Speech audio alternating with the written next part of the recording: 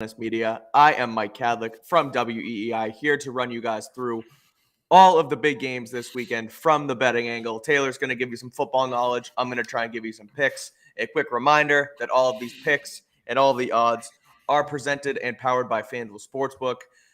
If you go to FanDuel.com/Boston right now and bet $5, you get $100 off NFL Sunday Ticket, which means if you bet on all these games and you take our picks, you can then watch them all with Sunday Ticket. It's a great service. It's a great deal you got over at FanDuel.com/Boston. So make sure you guys go take advantage of it. We're going to start with the team me and Taylor cover down in Foxborough. We're there every single day, hanging out, and then we get to do this every Friday. It's great. It's So fun. lucky. Yep. And the Pats are welcoming the Dolphins to Foxborough, to Gillette Stadium on Sunday night for a primetime matchup, an 8:20 kickoff. The Dolphins, the away team, are 3-point favorites according to FanDuel. They're minus 152 on the money line. Pats are getting 3 points as dogs, and the over-under is 46.5. Taylor, I know you've dove into it ad nauseum. I've taken a look as well. I'll kind of explain and give you my thoughts with the pick as far as where I think this game is going to go.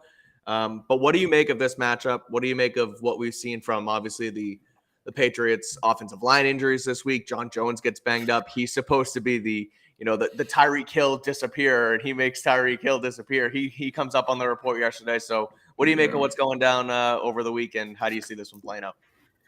Well, with the injuries, it doesn't look great for the Pats. Last year, they actually had to go without John Jones. They also didn't have any of their top corners. Jack Jones wasn't playing at that point, and Marcus Jones was out with injury.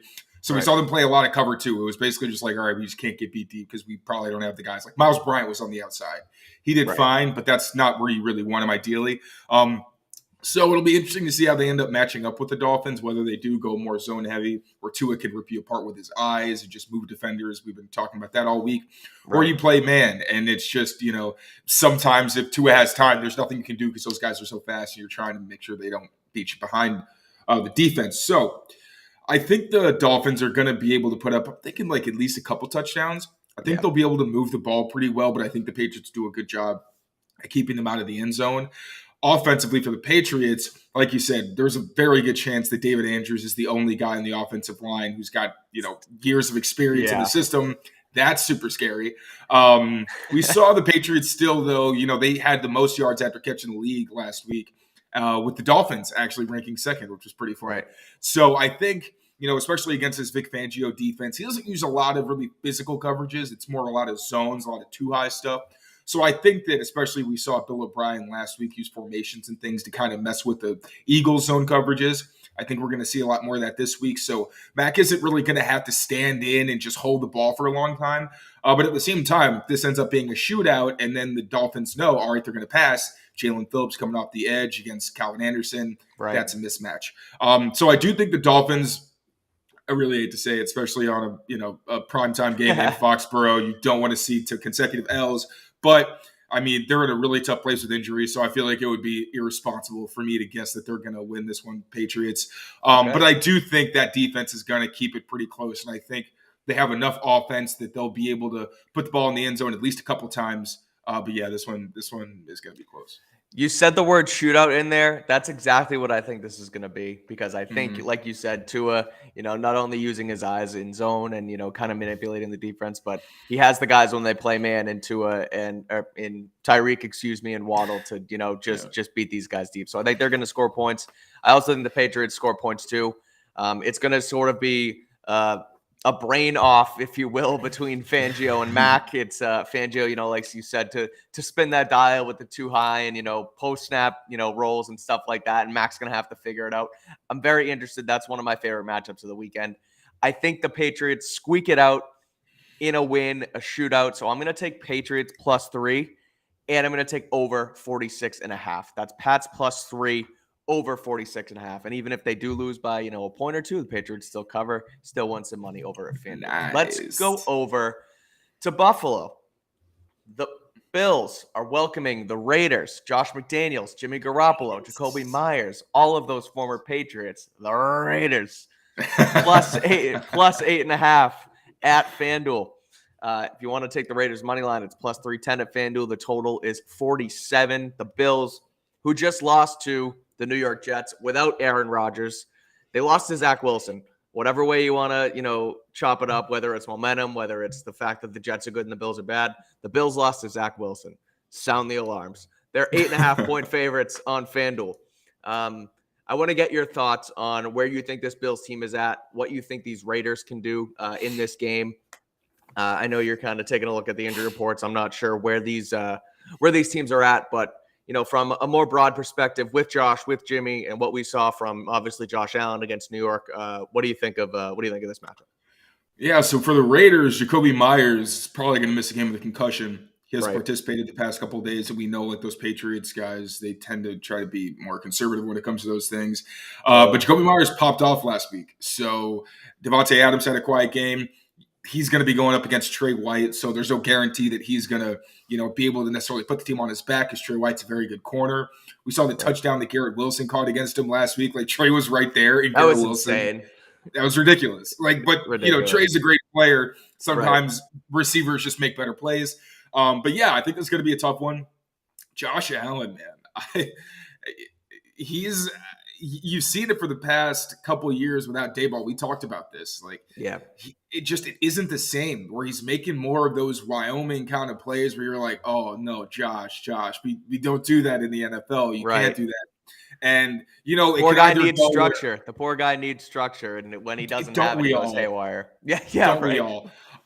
But yeah, I mean, it's hard to bet on Josh at this point when that's the season opener. He has all the talent in the world, and he acknowledged after the game that he clearly felt that he let his team down, but that doesn't always necessarily translate into smart decision making when you have a long history of making ill-advised throws. So this is a tough one. I don't really want to root against the Bills against the Raiders. I'm not sure the Raiders are there yet.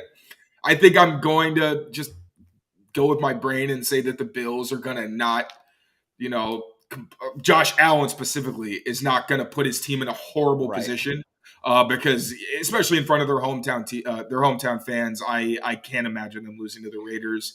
I've been proven wrong, as we saw last week, but this is one where I think the Bills pull it out. Yeah, we'll get to that when we talk Steelers later on about what happened last week. That's the beauty of betting. It's basically 50-50. You got to have fun. You got to have your instincts. Speaking of instincts with this game, I think I'm going to go Bills -8.5. I just think that after a game like they played on Monday night against the Jets, they're ready to bounce back. And when you look at sort of like betting numbers like this and trends, and you think that you're getting outsmarted by the books, right? Because, you see the Bills get spanked, but not spanked, but the Bills lose to the Jets with Zach Wilson. And you think that they're, they themselves. Yeah, right. And you think they're, a bad team in week 2, and you see 8.5 points, and it's like, oh, I'm definitely taking the Raiders. Well, I'm going to flip it on the books, try and win this one with the Bills. I just think they bounce back. I like what Josh McDaniels and Jimmy G have in Vegas. I like those two as a tandem. I think Jimmy doesn't get enough credit. He's out here and he wins games in the NFL when he's healthy.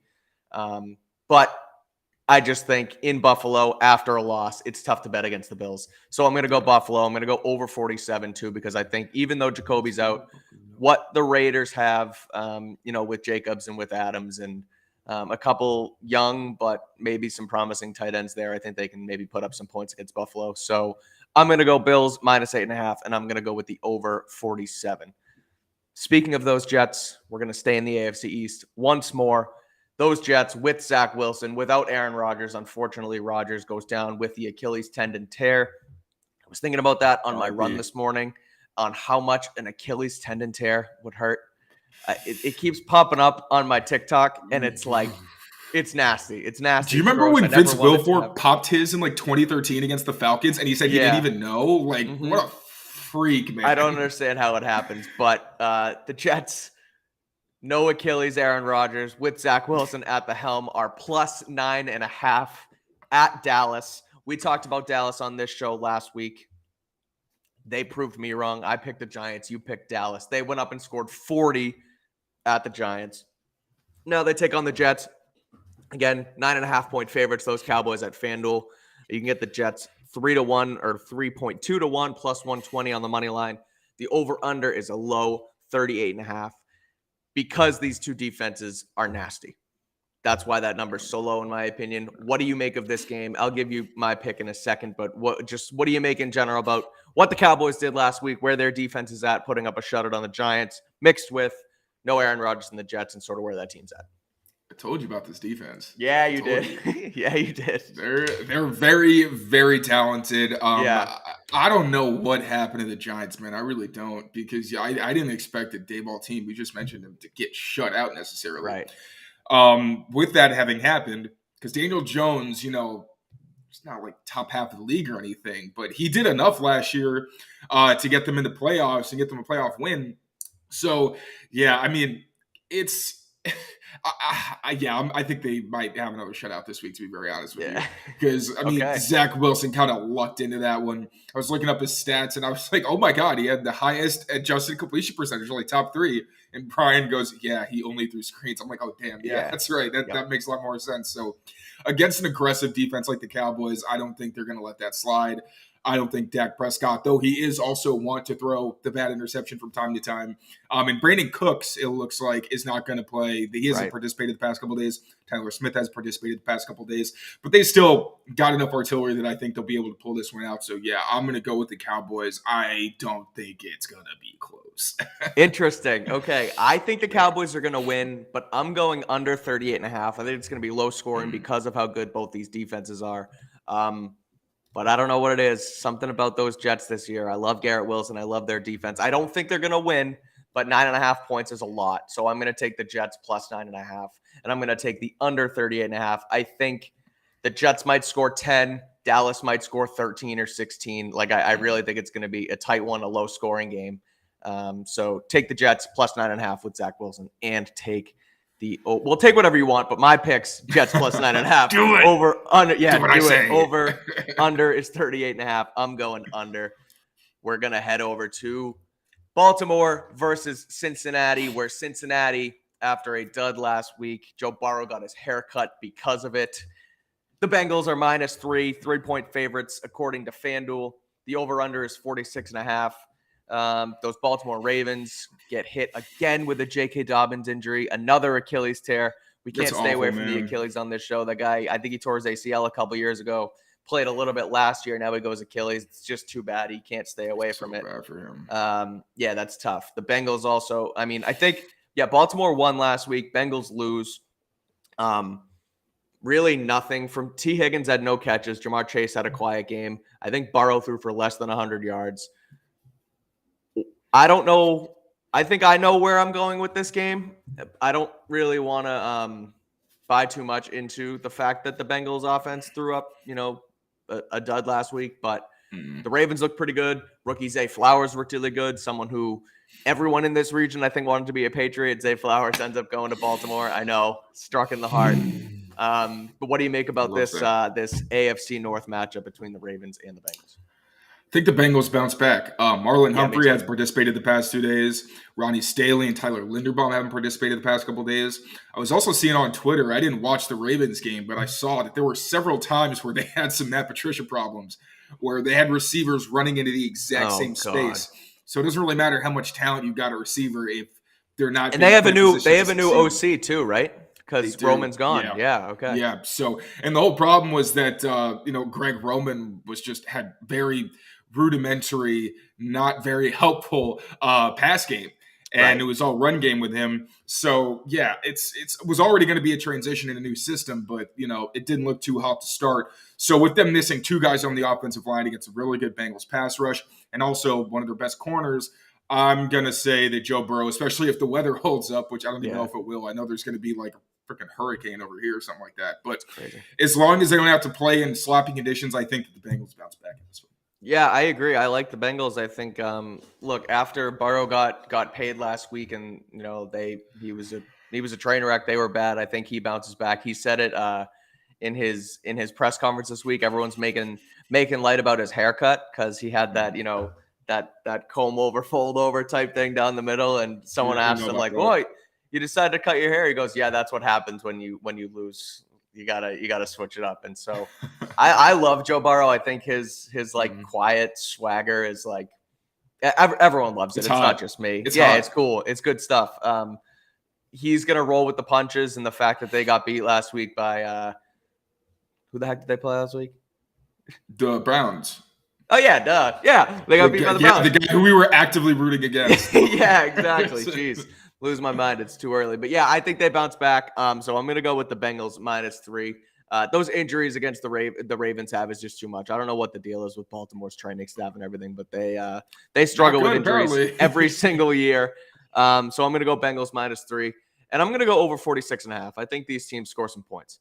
We got 3 more. Let's shoot over to the NFC before we preview a couple Monday Night Football matchups, because those 49ers that everybody loves are traveling to LA, to SoFi to take on the Rams. The Niners are 7-point road favorites. 45 is the total, according to FanDuel. I loved what I saw from Matt Stafford last week. I thought he bounced back very well. The freaking boy. We talked about him yesterday. That dude is just a baller. Without Cooper Kupp, going with 2 rookie receivers and Puka Nacua. I don't know how to say his name. Puka Nacua, and Tutu Atwell, not a rookie, but a young guy. Gets them both over 100 yards. He's out there throwing no looks. He's dropping dimes. They looked good, but 49ers, they looked even better. Blowing out I'm saying our Pittsburgh Steelers, because I got you to buy in to Kenny Pickett and Co. Not doing that again. Not me either, I don't think. But 49ers, 7-point favorites. 45 is the total at FanDuel. What do you think of this NFC West matchup? I don't want to bet against either team. Actually, no, I'll bet against the Rams. I don't want to bet against Matthew Stafford. Yeah, that's the issue. But yeah, man, the Niners, they're so good, and Brock Purdy is giving them what they need. Like, I wasn't anti-Brock Purdy by any stretch of the imagination, but I was like, I mean, yeah, he's got a great team around him. It was like, I was saying he was like Bailey Zappi plus, where Bailey Zappi was making all the throws and like just a little bit more where you're like, okay, like he's keeping them on schedule. Whereas Brock Purdy was like, okay, no, outside of structure, he can also make some things happen. Right. But the throws weren't always great. You know, they were completions, but I was a little like, I don't know. I mean, the dude balls. At this point, like, you have to take him seriously. Yeah. I know it's just week 1, but he also did it throughout late season, and then unfortunately got hurt in the playoffs and it derailed the team. But I mean, the 49ers are so well-rounded. I have to give this one to them, although I'm sure Matt Stafford is going to make it a competitive game. That's kind of my thought. I think it's a Niners win, but I think it's a Rams cover 7 points because, like you said, that Niners team is just so well-rounded. They're so dominant in all really 3 phases of the game. Even rookie kicker Jake Moody was out there banging kicks through. Like, talking about Brock Purdy and what he does in structure.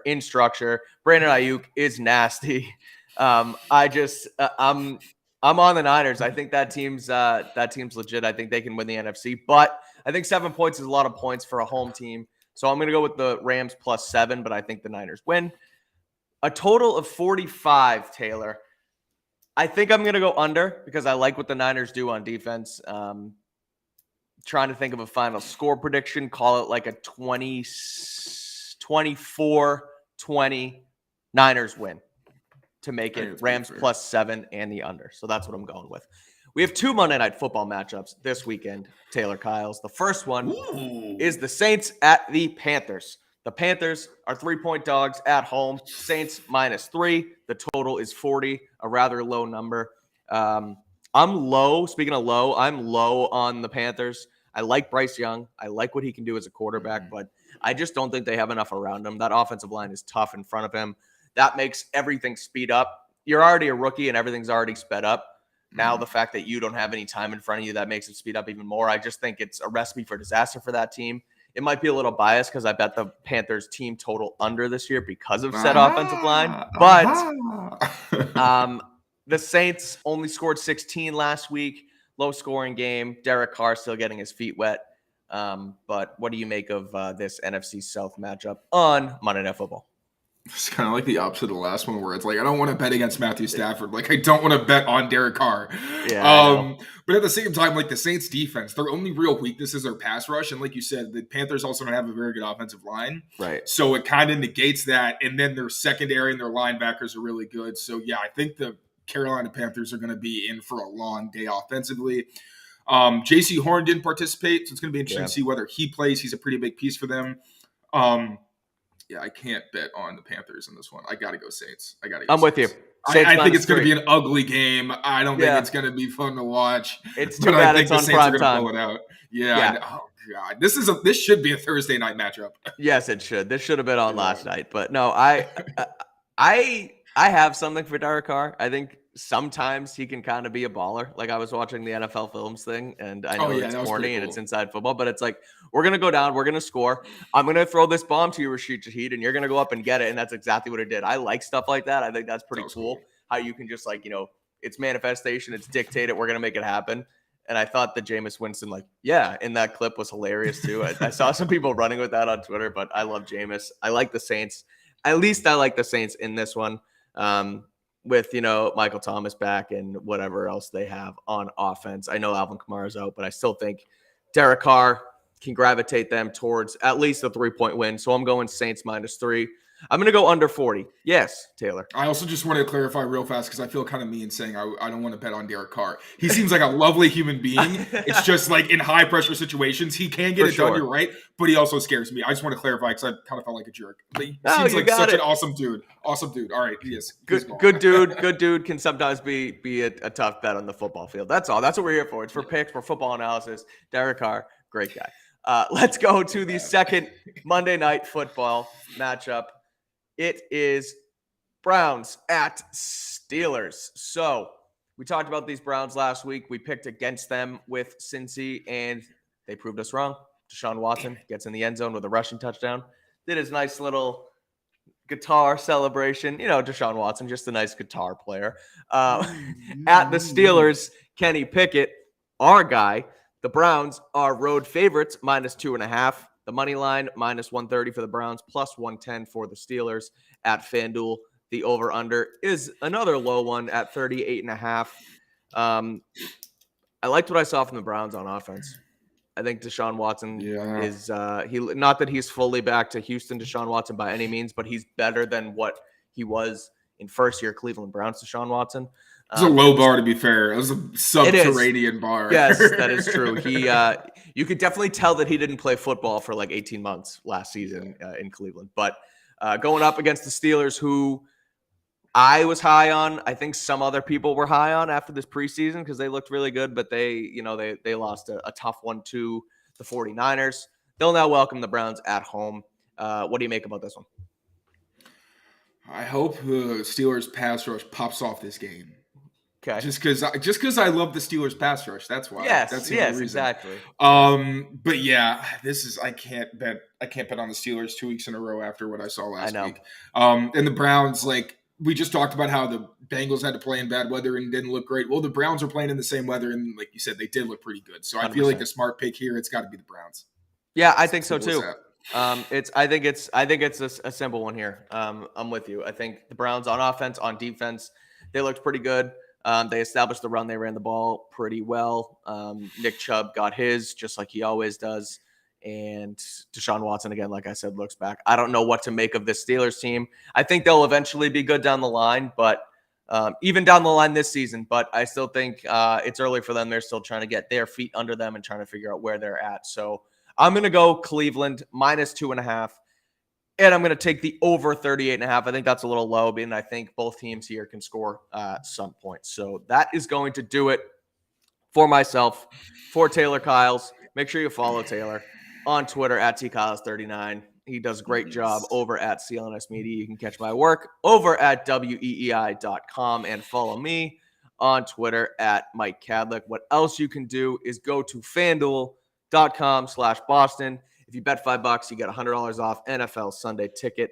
Pretty good. You bet on the games, then you watch every single one. Simple as that. $5, $100 off, FanDuel.com/Boston. Thanks for watching, everybody. We will see you next week for some more